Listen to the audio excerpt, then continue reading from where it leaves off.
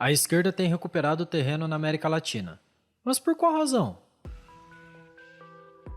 Este é o Visão Libertária, sua fonte de informações descentralizadas e distribuídas. Esse artigo foi sugerido e escrito por Atos Henrique, revisado por J.J. Lieber e narrado por Coreia com K. A esquerda tem reconquistado o terreno na América Latina. Hoje estão nas mãos da esquerda os seguintes países: México, Argentina, Chile, Peru, Nicarágua, Venezuela e Bolívia.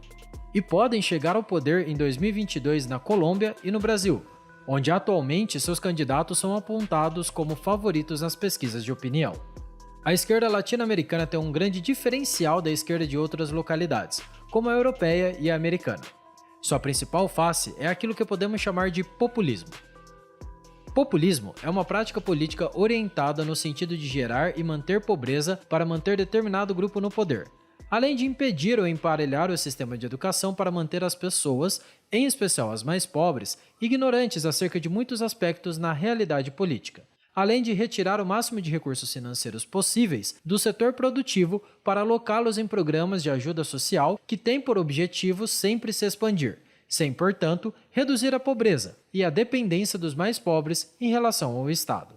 O grande objetivo do populismo de esquerda é a manutenção perpétua do poder, possibilitando o aparelhamento do Estado pelos partidos que o praticam, a fim de, paulatinamente, implantar o modelo socialista, também conhecido no nosso subcontinente como bolivarianismo. Essa estratégia se aplica na social-democracia europeia, mas, enquanto o meio de transformação do capitalismo para o socialismo é a democracia na prática social-democrata, tal meio, na prática da esquerda latino-americana, é a corrupção sistêmica aliada ao empobrecimento constante da população, sendo que esta, embora pobre, pode ter uma qualidade de vida razoável, dependendo da ajuda estatal para tanto.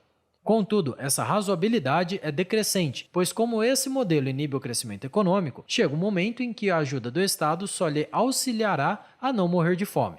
Ou seja, padrões de vidas razoáveis desaparecem nesse sistema com o passar dos anos, restando uma massa de miseráveis e uma elite abastada, o governo.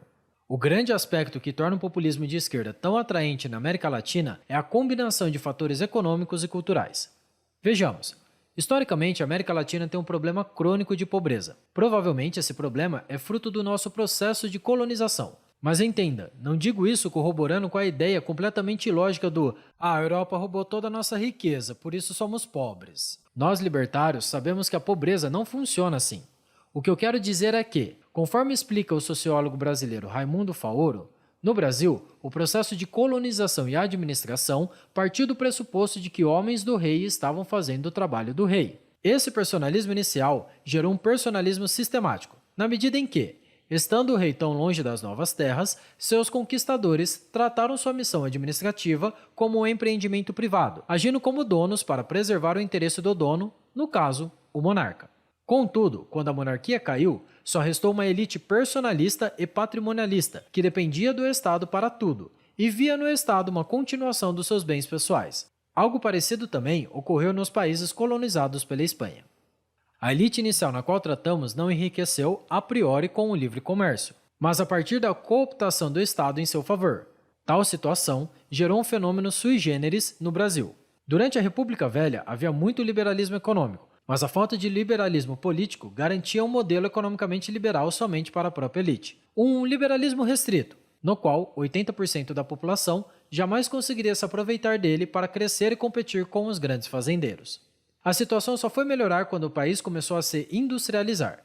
Porém, o poder central logo tratou de dirigir essa industrialização, o que garantiu que o pobre ou classe média só pudesse se aproveitar da indústria na condição de funcionário, pois os amigos do rei, agora no caso de Getúlio e posteriormente Juscelino Kubitschek, foram blindados como donos dos industriais nacionais. O processo que se deu no Brasil foi semelhante nos países de língua espanhola na América. Essa é uma das principais razões de ser tão difícil um pobre ascender socialmente por aqui.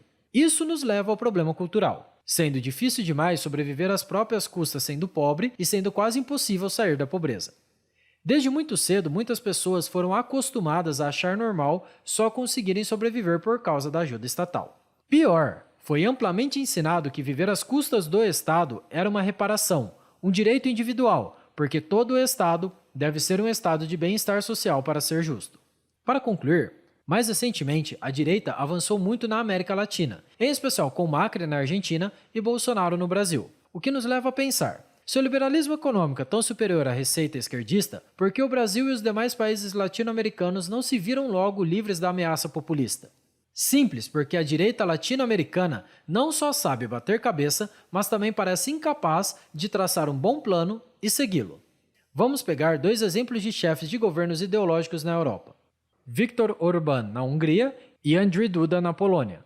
Ambos queriam impor políticas conservadoras e tinham em seu pé uma corte constitucional majoritariamente esquerdista. Ao assumirem o poder, o que fizeram?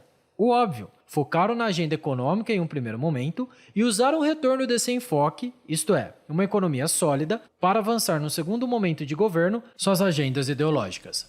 Ambos tiveram sucesso. Já no Brasil, por exemplo, Bolsonaro nos primeiros meses de governo estava brigando com todo mundo e postando sobre Golden Shower no Twitter. Arrumou um monte de briga com o STF, perdeu todas e no dia 7 de setembro de 2021 viu o ápice de humilhação em relação ao Supremo. Políticos em geral são incompetentes, mas você já teve a impressão de que nossos políticos são especialmente incompetentes? Enfim, a saída para o tão sofrido povo da América Latina, assim como para todos os outros povos, é a sociedade de leis privadas. É parar de acreditar nessa utopia chamada Estado Democrático de Direito e serem verdadeiramente livres.